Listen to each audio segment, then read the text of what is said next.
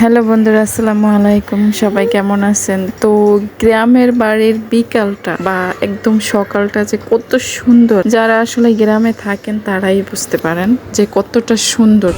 লাগো না না ফেফে না না কলা না কলা না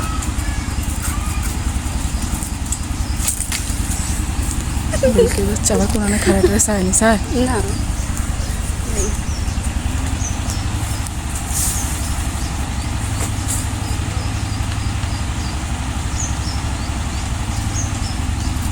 পারুম না, আরো শক্তই লাগবে, এটা দুর্বল।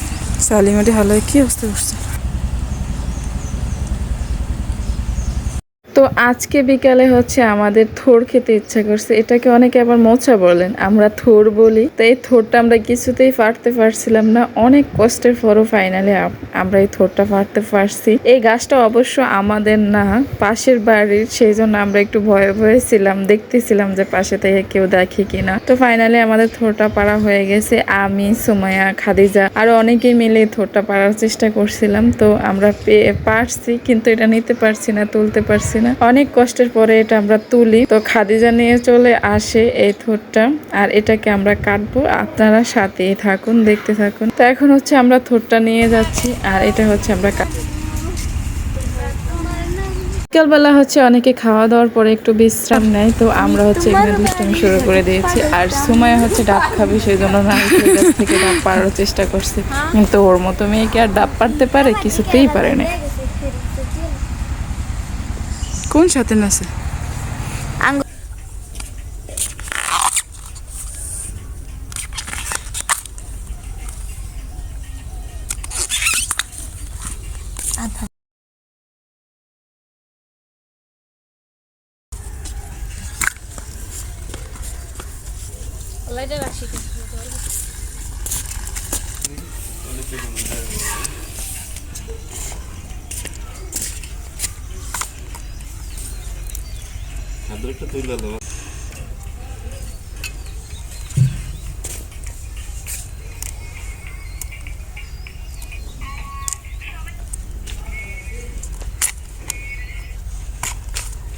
দেশে আত্র ভাঙতে গেছি, দেখ দে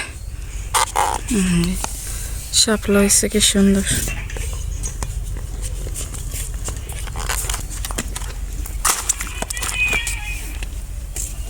থোরটা এখন খাদিজা ছিলে নিচ্ছে, আর দেখুন কত সুন্দর করে শাপলা বানাচ্ছে।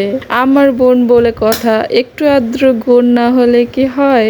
ও ফাইনালি থোরটা কেটে নিয়েছে, আর পুকুর থেকে এটা ধুয়ে এনেছে। এইদিকে হচ্ছে সুমাইয়া ধান গোলাচ্ছে, আর খাদিজা হচ্ছে নুন মরিচ নিয়ে এসেছে।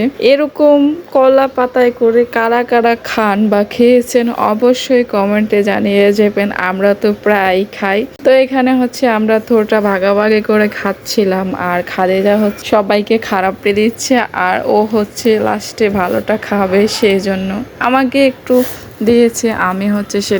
আমি সেটা মজা করে খাচ্ছিলাম মরিচ দিয়ে। এই যে মোছাটা ভাঙতে ভাঙতে একদম ছোট হয়ে গেছে, আর খাদিজা এটা নিয়ে দৌড় মারবে সুমাইয়া বলতেছিল। দেখুন, আসলে এই থোরের একদম ভিতরের অংশটা, যেটাকে আমরা কুণ্ডলি বলি, সেটা খেতে অনেক মজা হয়। ও এটা নিয়ে উঠে যাওয়ার সময় আমি ওর ওড়না টান দিয়ে ধরি। ওড়না টান দিয়ে ধরাতে ও বসে পড়েছে। দেখি ওর কাছ থেকে একটু নিতে পারে কিনা। তো দে, আমি ধরছি, দে দে।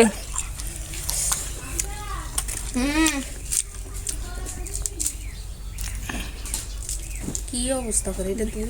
এরপরে দেখছিস পুরোটা দেখছে, দেখ ভাবি। ফাইনালি আমাকে একটু দিয়েছে, তারপরও ভালো কান দেয় নেই। ও হচ্ছে ভালো দিকটা নিয়ে নিয়েছে, আর আমাকে এই দিকটা দিয়ে। তারপরও আমি খুশি। তো সবাই ভালো থাকবেন, সুস্থ থাকবেন, আমাদের জন্য দোয়া করবেন। আর কারা কারা গ্রামে আছেন অবশ্যই কমেন্টে জানিয়ে যাবেন। আল্লাহ হাফেজ।